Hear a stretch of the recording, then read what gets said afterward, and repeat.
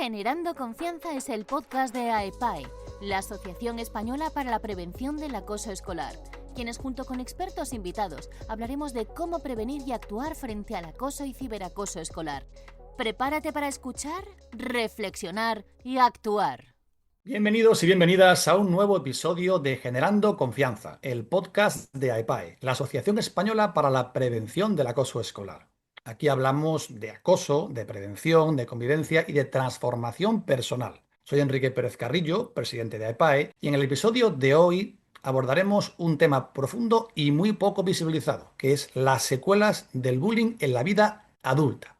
Pues, ¿qué tal? ¿Cómo están? Mi nombre es Jorge Rendón Rivas, soy director del área de ciberacoso de AEPAE y hoy nos acompaña un invitado muy especial, es un psicólogo comprometido con la salud mental, con una trayectoria que nos inspira. Él es psicólogo, fue víctima de bullying en su infancia y ha hecho de esa experiencia una fuente de comprensión y apoyo para muchas personas adultas que arrastran aún esas heridas invisibles. ¿Y por qué no, Enrique, nos cuentas un poco de la trayectoria de Pablo de Lorenzo? Sí, Jorge, por supuesto. Pues Pablo es psicólogo especialista en trauma complejo y victimización por acoso, ya sea antiguo o reciente. Y es también director del podcast La mente y sus cicatrices y autor del reciente libro breve El trauma como mentira aprendida, cómo cambiar la historia que el dolor te hizo creer, que por cierto está disponible en Amazon.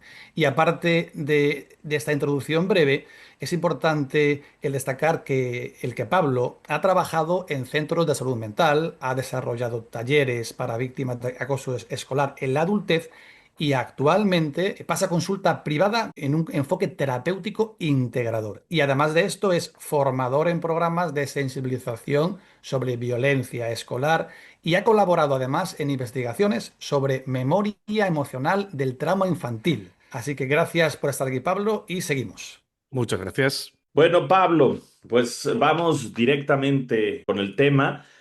Tú mismo viviste bullying y desde esa experiencia, que por supuesto se vuelve de pronto experiencia traumática en algún momento, pero también desde tu formación profesional como psicólogo, ¿por qué crees que tantas personas adultas no relacionan sus dificultades actuales con lo que vivieron en su infancia? Yo creo que el hecho de que no relacionen las dificultades que pueden experimentar en su propia vida adulta con el bullying va directamente ligado a una de las causas que más daño generan en las propias víctimas, que es la internalización de la propia culpabilidad y el hecho de que no sientan que hayan sido víctimas de una injusticia, sino que simplemente ha sido un evento en el que se les ha tratado mal por algo que circunstancialmente era casi inmerecedores.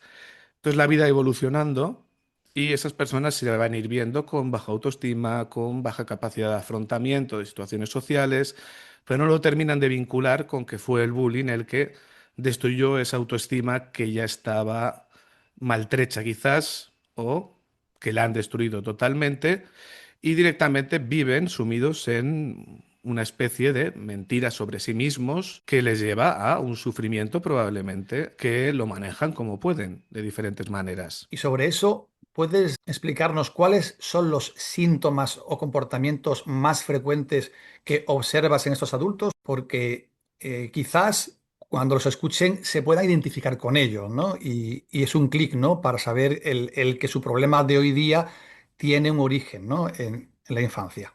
Claro, lo curioso es que no todas las víctimas de bullying van a desarrollar trauma. En sí, vivir una experiencia traumática no tiene por qué generar trauma.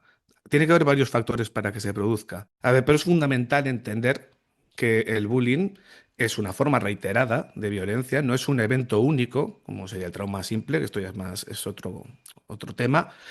Como tal, tiene alto potencial traumático, sobre todo cuando se prolonga en el tiempo, es muy cruel o se produce en etapas sensibles del desarrollo. Desde la psicología clínica sabemos que los efectos del bullying se sitúan en un espectro en el que algunas personas pueden salir relativamente indemnes, otras desarrollan síntomas de ansiedad, depresión, más bien transitorios, y un porcentaje significativo, bastante alto, evoluciona hacia formas más severas de sufrimiento, como sería el estrés postraumático o el estrés postraumático complejo. Por suerte, en la CIE-11 sí que aparece una parte descriptiva del trauma complejo, en el DSM-5 todavía no, pero el T complejo, cuando diga TEP, me refiero a trastorno por estrés postraumático, va a ser particularmente relevante en los casos de bullying más crónicos, sobre todo. Y este diagnóstico se ha ido conociendo cada vez más, como he dicho, en la CIE-11. Y se va a caracterizar por una desregulación emocional persistente en esas personas adultas, alteraciones en la autoimagen, vergüenza tóxica, un crítico interno con una gran carga de culpabilidad y un sentimiento de inutilidad. Y también van a tener dificultades relacionales graves, porque han internalizado después de esa cronicidad que la culpa está en ellos. Y estos síntomas no se explican únicamente por un evento aislado, sino por la exposición prolongada a la humillación, miedo, la exclusión o la agresión psicológica y física, pues como ocurre en el bullying cuando se mantiene durante meses o años, que es lo que suelo ver en consulta. Gente que ha estado conviviendo con un bullying muy potente, sin apoyos que les digan una realidad positiva sobre ellos y que se han ido tragando toda esa versión de sí mismos, que es mentira. Pero, ¿qué factores determinarían si alguien puede desarrollar trauma o va a desarrollarlo? Hay varios factores fundamentales y varias variables que van a modular la probabilidad de que una persona que sea víctima de bullying desarrolle una herida que sea psicológicamente duradera, como sea un estrés postraumático complejo. La primera va a ser, la primera variable, la duración y la intensidad del acoso. Cuanto más prolongado y cruel es el bullying, mayor es el riesgo de desarrollo de trauma complejo. Segundo punto, la edad de la víctima. Las experiencias en la infancia media y la adolescencia temprana tienen un impacto más profundo sobre la identidad y sobre el desarrollo emocional que cuando ya son más mayores, cuando ya son adolescentes. El tercer punto importante también, el apoyo social y familiar, que es un factor clave, como sabéis. Los niños y adolescentes que cuentan con adultos que les validan, que los protegen y los contienen emocionalmente, van a tener más probabilidades de recuperarse que aquellos que son olvidados, que son dejados a su merced. Por otro lado también, y no menos importante, es la vulnerabilidad previa, ya que algunos chavales ya presentan antecedentes de trauma debido a lo que tienen en casa. Un apego inseguro, rasgos temperamentales que los pueden hacer más susceptibles, que ya vienen con vulnerabilidades de casa, que no saben decir que no, que sienten con los ataques en el colegio la misma música que suena en casa. También, como factor importante, sería el tipo de acoso. El acoso verbal y emocional prolongado, como las humillaciones, el aislamiento y las amenazas veladas, pueden ser más dañinas que el físico, por lo invisible, lo persistente y lo personal que es. Y también muy importante es la internalización, las atribuciones internas. Si la víctima interioriza el bullying como prueba de su propia falta de valor, de su propia inferioridad, del daño, o sea, el daño a la autoimagen, va a ser muchísimo más grave que una persona que siente que simplemente tienen envidia, que es una dinámica tóxica o que es algo que le podría pasar a cualquiera. Quien más lo personaliza, más va a tener consecuencias de desarrollar una autoestima rota de cara a la adultez. En cuanto a estudios, los investigadores sugieren que entre el 20 y el 40% de las víctimas de bullying pueden acabar desarrollando síntomas clínicamente significativos compatibles con estos trastornos psicológicos. Y en estudios longitudinales, con el paso del tiempo, hasta el 35% presentan síntomas persistentes de ansiedad o depresión años después. Y un 10 o un 15% va a cumplir criterios para estrés postraumático normal o complejo, especialmente si no hubo intervención o una reparación adecuada. Si nadie les dijo, esta no es tu historia real, sino que has sido maltratado, nunca mereciste eso. Y en algunos casos el bullying deja una huella similar al del maltrato psicológico intrafamiliar. Es más, a veces el maltrato psicológico intrafamiliar es prácticamente la puerta de entrada al bullying, permitiendo ya que ese niño entre en el colegio o se comunique, dejando ver una indefensión aprendida que los matones van a saber ver y oler como pan recién hecho prácticamente. Se va a generar patrones de disociación, hipervigilancia,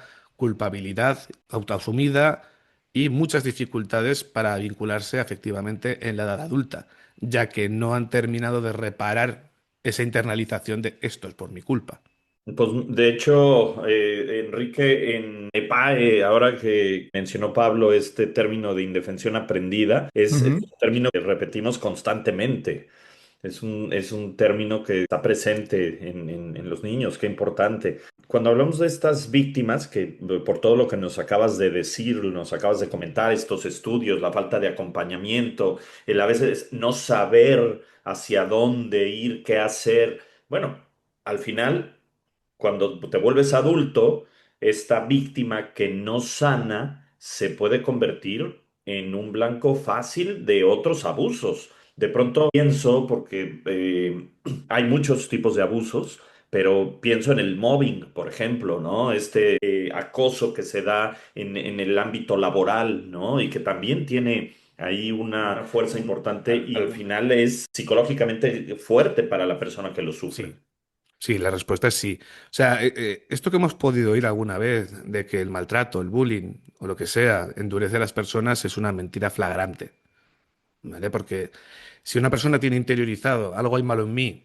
que por ello me han hecho todo este daño durante todos estos años, va a aumentar la posibilidad de victimización futura, aunque pasen muchos años. Si no se da un cambio de esa base que está de fondo, en el fondo de las creencias, como unas gafas que nos permiten ver la vida de una manera específica, ¿vale? Una víctima de bullying que no se ha elaborado ni ha sanado adecuadamente, toda esa experiencia va a tener una mayor probabilidad de convertirse en blanco de abusos posteriores, pero por algo que tiene mucho sentido.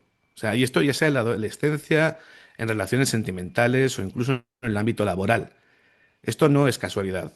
Va a responder a dinámicas profundas relacionadas con la internalización del propio desprecio, el trauma complejo y los patrones relacionales que ya son desadaptativos. La persona ya ha interiorizado que no vale. Se va a relacionar de una manera extraña o diferente con las personas que le traten mal. Incluso puede que no crea en las personas que le traten bien. ¿Por qué? Porque él ya ha interiorizado eso. Depende de niveles, obviamente, todo. Cuando un niño adolescente sufre bullying prolongado, especialmente si el entorno no responde o minimiza lo ocurrido, se da esa unanimidad persecutoria total en la que todo el mundo le está contando la misma historia. Lo más frecuente es que no solo sufra miedo o tristeza, sino que llegue a creerse merecedor del maltrato, como hemos dicho. En psicología, esto lo vamos a llamar internalización de la desvalorización, internalización de la culpa. Y es que el mensaje hostil del acosador, el no vales nada, eres raro, nadie te quiere, se convierte en la narrativa interna constante. Y cuanto más pasa el tiempo y más capas profundiza, el yo tengo la culpa, el no merezco que me traten bien, el algo falla en mí, va a ser algo transportable a diferentes entornos sociales. Ya no es solo una cosa de un lugar concreto. Estamos hablando ya de que se trata de algo transportable porque se ha internalizado lo más básico de uno mismo. Y este fenómeno es especialmente destructivo debido a que se instala en la autoimagen y en la regulación emocional. Va a distorsionar las expectativas relacionales porque genera unas gafas con las que uno se ve respecto a los demás en el mundo y va a tender a perpetuar roles pasivos de invisibilización o de sumisión. Porque la persona no es que se crea como que no vale, sino es que siente que no vale. Entonces, si alguien siente que está siendo castigado por los demás, ¿por qué se va a defender? Si yo he atropellado a tu perro y me siento mal y tú estás enfadado, no me voy a poner chulo. Pero si tú te me pones a insultar y atacar y yo sé que no he hecho nada, me defenderé. La cuestión es que las personas que tienen interiorizada esta culpa van a sentir que al haber algo malo en ellos van a ser merecedores de algo malo. No terminan de saber por qué. Y esa es precisamente también una de las grandes problemáticas que hay, de la tortura constante que se van a hacer, porque nunca van a saber por qué han sido maltratadas y por qué esto se convierte en una vulnerabilidad futura. Porque una persona que ha integrado la experiencia de bullying como parte de su identidad, ¿vale? Que no ha sido reparada por figuras adultas posteriores, que sean protectoras, principalmente, se va a encontrar con que tolerará comportamientos abusivos más tiempo del que debería, no pondrá límites de forma clara, porque no se va a sentir con el derecho. Va a sentir quién soy yo para poner esos límites. Si yo soy una M, si yo soy lo menos, va a confundir amistades con amor, con dependencia, con su misión y en contextos laborales o sociales puede repetir el rol de chivo expiatorio, va a intentar agradar a todo el mundo. Y es más, será captado, como hemos dicho antes, por las personas que tienen ese perfil acosador ya más de base, porque el lenguaje corporal, el tono, la autoimagen van a ser interpretados por perfiles abusivos como señales de disponibilidad para la dominación. Básicamente son personas que se predisponen sin querer, porque todavía siguen creyendo que no pueden defenderse y que algo malo hay en ellos. ¿Y el agresor dónde va a ir? ¿A donde el cervatillo que no corre o va a ir donde el cervatillo que corre la leche y se les va a escapar? Va a ir donde la víctima, obviamente. Según estudios, ¿vale? En un metaanálisis publicado en Child Abuse and Negligence, muestra que las víctimas de bullying infantil tienen el doble de probabilidades de sufrir abuso en relaciones íntimas en la adultez. Esto es publicado en el 2017. En otro estudio longitudinal del King's College London, en 2006, se encontró que los niños que habían sufrido bullying tenían 5 veces más riesgo de desarrollar síntomas de trauma complejo en la adultez, incluyendo disociación, hipervigilancia y dificultad para confiar en los demás. Y en cuanto a relaciones laborales, un informe europeo, Eurofond, en 2015, detectó que un 60% de quienes sufrieron bullying en la infancia perciben haber sido maltratados en al menos un entorno laboral posterior, frente al 25% en la población general. Esto no significa que la persona se lo busque, ni mucho menos. Esto significa que el trauma no elaborado distorsiona la percepción de lo que es normal o aceptable, de cuál es nuestro lugar en el mundo y de lo que merecemos o no. Y eso puede hacer que se reproduzcan dinámicas de maltrato desde la indefensión aprendida o desde el autoabandono emocional. Es como un guión de vida que, si se permite y no se lucha, si se mantiene uno en esa mentira aprendida de que no vale, las personas que van a aprovecharse de esas situaciones van a aparecer y van a intentar abusar, básicamente. Pues Pablo, sobre esto que nos cuentas ahora tan interesante, sobre esa indefensión aprendida que se mantiene durante mucho tiempo después, nos lleva a la conclusión de la importancia de intervenir con los niños, adolescentes, en la forma más rápida posible para que eso no se traslade a futuro. Porque me parece que cuando un niño sufre acoso, es cierto que pasa a una actitud pasivo-inhibida, como tú decías, pues el cuerpo lleva la cuenta, es la forma en que habla, el tono, el que no protege el espacio personal, el que permite digamos, conflictos en forma pasiva, que eso se puede reestructurar. O sea, Claro, que la indefensión aprendida no es una condena de por vida, sino que si reestructuramos esa actitud pasivo-inhibida para trasladarla hacia la asertividad, ya estamos dando la sensación psicológica, incluso emocional, de la competencia de ese niño o niña que es víctima o lo ha sido, para que desde ahí pueda reconstruirse. Entonces, es que te escucho y estás contando lo que cuenta AEPAE es cuando un niño es víctima, pero claro, pero a veces pensamos que el acoso escolar con el paso del tiempo desaparece, como tú decías. Eso no es así y eso nos pone a todos y a toda la sociedad en que entendamos la importancia de intervenir y de acompañar a las víctimas cuando están siendo víctimas. O sea, no dejar que el tiempo lo cure, ¿no? Yo creo que esto que nos cuenta me parece súper ujú. interesante. Sí, pero hay que tener en cuenta también un tema. No todas las víctimas de acoso escolar van a desarrollar estrés postraumático, ni todas las víctimas van a desarrollar el mismo estrés postraumático. Hay un autor que me gusta mucho que se llama Peter Walker, que habla de diferentes estrategias para no volver a sentir ese abandono tan profundo que han podido sentir en esos momentos, que sería, por ejemplo, la estrategia de lucha, la estrategia de huida, la estrategia de parálisis y la estrategia de adulación. Dicho así, no significa mucho, pero la lucha sería básicamente el control. La huida sería la huida hacia adelante. Voy a conseguir que me quieran por todo lo que hago y no por lo que soy merecedor de por sí. Porque al final el bullying lo que hace es romper la fuente de autoafecto que debería haber. Y si en casa no se ha instaurado en condiciones, la gente lo va a ver, porque la persona va a mendigar cariño. va a pedir perdón por todo. Y eso, si no se trata en la infancia, cuando llegamos a la adultez, la gente ya está mucho más viva. La gente se da cuenta de esas cosas. Y está claro también que la asertividad, es una palabra que se nos llena la boca muchas veces, de nada sirve si la persona no siente que de verdad merece la pena ser defendida. Tiene que sentir que vale la pena para poder actuar. Porque es como si coges a un niño con un bullying muy grave, que está literalmente acongojado, no puede hacer nada, está bloqueadísimo, pero le dices que se diga al espejo, tú vales, tú eres la leche, tú eres tal, y que confronte a los agresores. No se lo va a creer.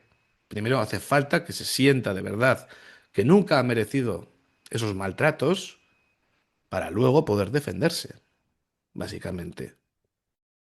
Yo sobre esto, Pablo, porque me abres ventanas a mí también en la cabeza, ¿no? Para hablar.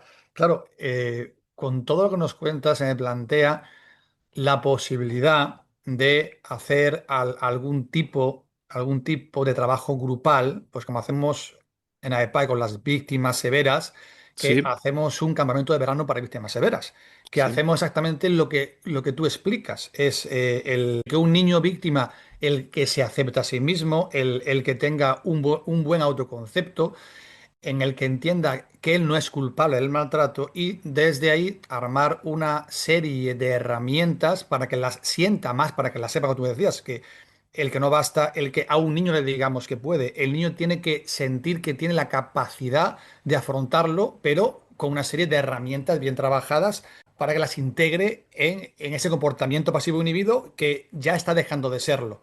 Entonces, no sé, Jorge, se me plantea esto de a futuro hacer un campamento para adultos, un campamento lúdico, en fin, terapéutico, para empoderar tal, para entender el daño que el adulto necesita reparar de una forma profunda y de una forma transversal. Sí, a ver, yo ahí veo varias dificultades, ¿vale? En primer lugar, una persona que a sus 30 años siga manteniendo una visión aprendida de yo no valgo, no soy suficientemente bueno, tal, como hemos dicho antes, de que no lo va a vincular del todo al bullying, ir a un campamento en el que se le exponga como una persona víctima, no, le va a dar mucha más vergüenza incluso que a un niño, aunque no lo parezca, porque la narrativa social es que el bullying es malo y que el bullying tal, pero para estas personas el bullying ha pasado. Entonces, veo mucho más interesante la creación, por ejemplo, de grupos de adultos que se sientan de esta manera y que online se pueda trabajar los aspectos básicos de cómo han aprendido de sí mismos a protegerse de esa sensación de que no valen, de cómo salir adelante. Porque es que el problema principal es, sí, me han machacado, luego mi novia me empezó a hablar mal y yo de repente empecé a tener un montón de flashbacks, me quedaba congelado y yo solo quería que me quisieran. Entonces, ¿qué hacía? Agradaba, agradaba. Y cuanto más agradaba, vi que las personas menos me rechazaban. Y me convertí en una persona súper sumisa y súper aduladora. Hablo de en general que puede suceder y que yo creo muy interesante que se puedan hacer grupos, sobre todo, por ejemplo, a nivel de videollamada o grupos digitales, en los que se pongan un poco en duda las narrativas que han aprendido. Porque eso es uno de los primeros puntos que yo en terapia veo, que cuando viene alguien que no se ha trabajado absolutamente en nada, la narrativa aprendida de las gafas con las que ve el mundo, de yo no valgo, yo la he cagado un montón de veces, por algo será, y que se rayan horas y horas y horas buscando ese santo grial de qué es lo malo que hay en mí, qué es lo que he hecho mal, qué es la esencia mala que tengo para que nadie me quiera, paradójicamente se convierte en una persona que intenta agradar, que no tiene personalidad porque lo que intenta es adaptarse a todos, al final acaba consiguiendo lo que teme. Hay un dicho que me gusta mucho, que es de Jean de La Fontaine, que es un francés o una francesa, no me acuerdo, que dice que a menudo encontramos nuestro destino en los caminos que tomamos para evitarlo. Es decir, una persona si no quiere sentirse sola, no quiere sentirse mal, empieza a beber. A medida que vaya bebiendo más, por ejemplo, se va a sentir cada vez más sola. Y una persona que tenga miedo de que le ataquen, cuanto más se emparanoie, más va a ir alejándose la gente de él. Es decir, en las decisiones que tomamos para huir de lo que tememos, vamos a acabar encontrando muchas veces ese mal. Pero sobre esto que dices de hacer grupos, yo lo veo que es algo positivo a la hora de que la persona se sienta acompañada por sus iguales. Perfecto.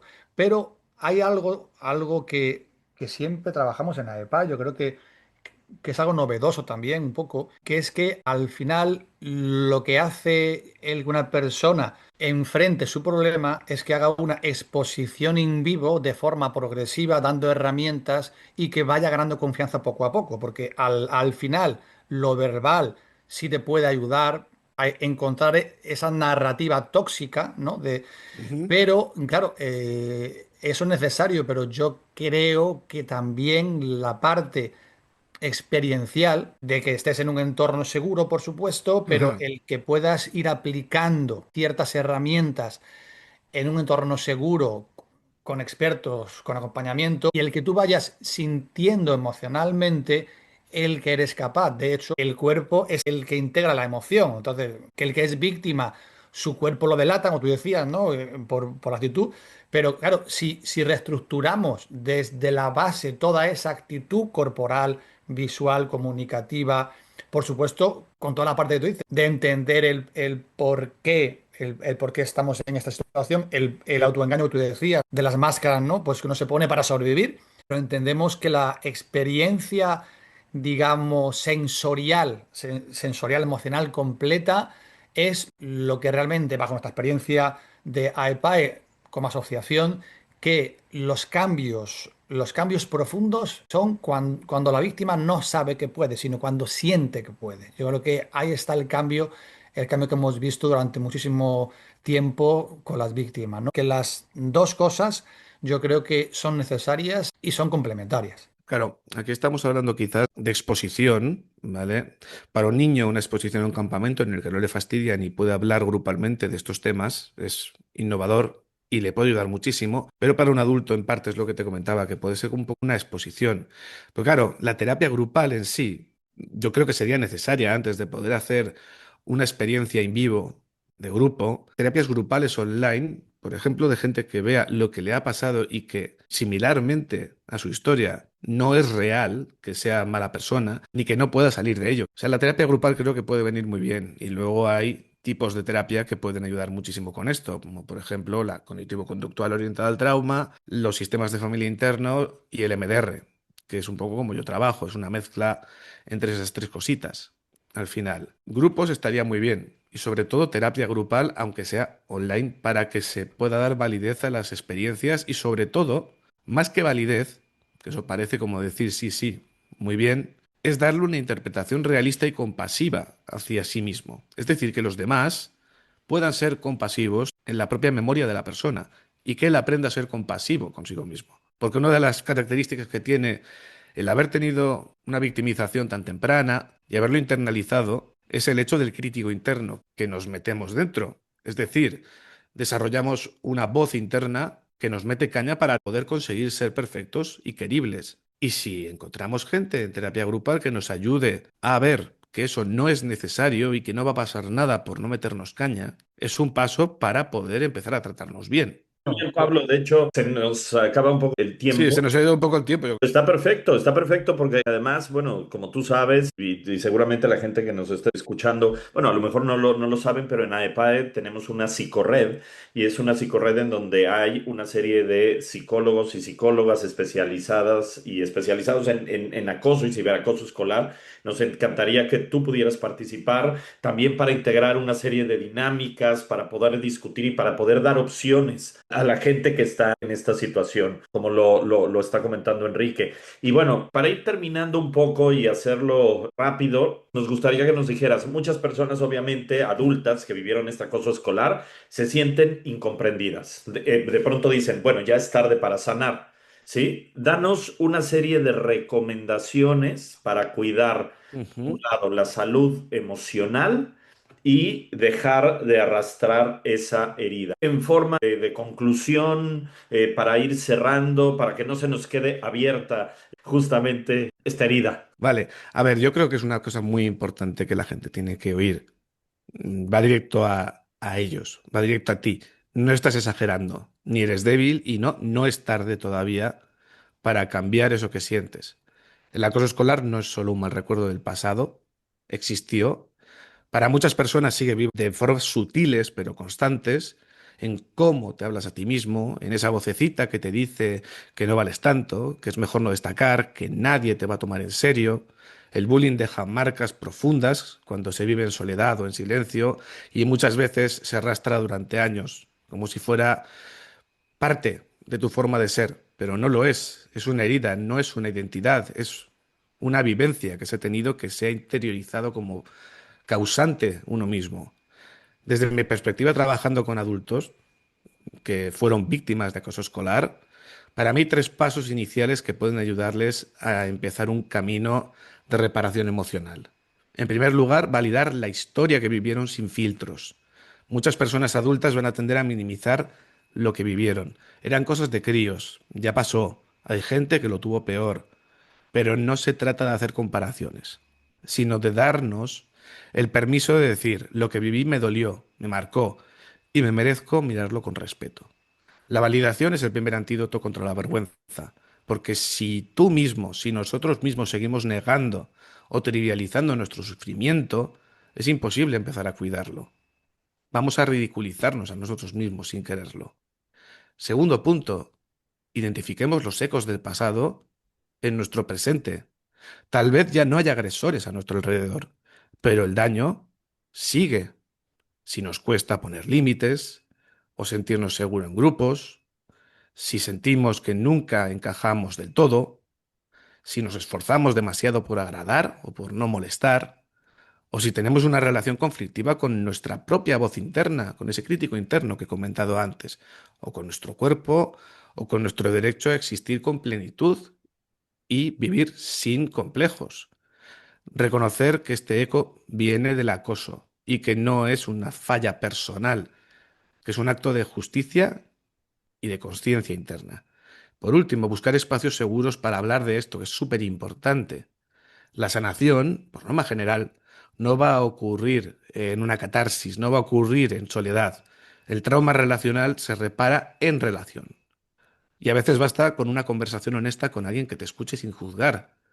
Otras veces lo más necesario es iniciar un proceso terapéutico con un enfoque en trauma, que te permita reconstruir tu historia desde un lugar más amable, más digno, no como una persona mala que no llegaba a los mínimos que se esperaba de ella. Sanar no significa olvidar ni superarlo como si nunca hubiera pasado. Significa dejar de cargar esa historia como si fuera tu culpa.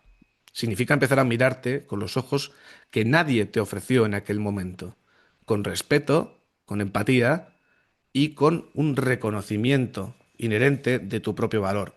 Así que si sientes que el pasado aún te condiciona, si hay una herida que nunca terminaste de mirar, quiero que sepas que nunca es tarde, que sanar lleva tiempo, pero empieza con una decisión, dejar de ignorarte y empezar a escucharte. Pues Pablo, muchas gracias. Yo creo que ha sido un excelente colofón. Así que gracias por acompañarnos en este episodio de Generando Confianza. Y a los oyentes, recuerda, si te gustó, compártelo. Y si te sentiste identificado o identificada, da el primer paso. Es que lo cuentes, el que busques apoyo y el que rompas el silencio. Recuerda escuchar este podcast en Spotify y en nuestra web de AEPAE. Jorge, si quieres comentar algo más también por tu parte. Pues nada, agradecer mucho a Pablo de Lorenzo Martínez de Ubago, ahora sí di el nombre completo. Muchísimas gracias por acompañarnos, muchísimas gracias por invitarnos a la reflexión de todo esto bueno, pues les recuerdo que vayan a nuestras redes sociales, a epae-es un podcast que lo van a poder escuchar en Spotify. Muchísimas gracias, gracias Pablo. Nada, faltaría más y encantado de ayudaros en lo que sea posible.